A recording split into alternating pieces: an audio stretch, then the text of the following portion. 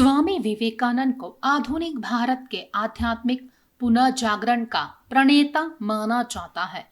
वह न केवल अपनी गहन शिक्षाओं और वैश्विक दृष्टिकोण के लिए प्रसिद्ध है, बल्कि उनकी आध्यात्मिक अंतर्दृष्टि और जीवन के प्रति उनकी असाधारण समझ भी उन्हें संत की श्रेणी में खड़ा करती है।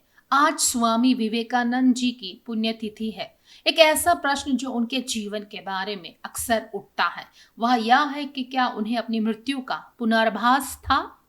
उनके जीवन के अध्ययन और उनके शिष्यों द्वारा कही गई बातों से यह साफ होता है कि स्वामी विवेकानंद को अपनी मृत्यु का पूर्वाभास था।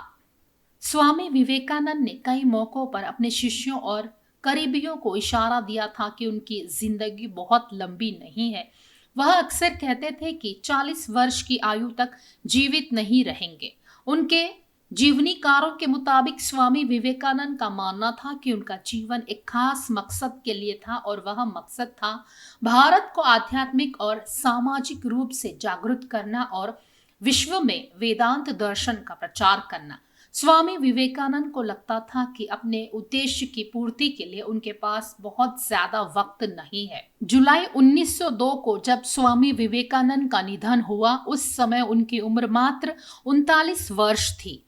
उनके शिष्यों द्वारा दी गई जानकारी के मुताबिक उस दिन उन्होंने सामान्य से ज्यादा समय तक ध्यान और साधना की। वे शांत, संतुष्ट और आत्मिक रूप से बहुत पूर्ण लग रहे थे। कुछ लोगों ने कहा है कि उन्होंने महासमाधि की अवस्था में शरीर त्यागा, जो एक योगी की संचेतन रूप से देह छोड़ने की अवस्था है।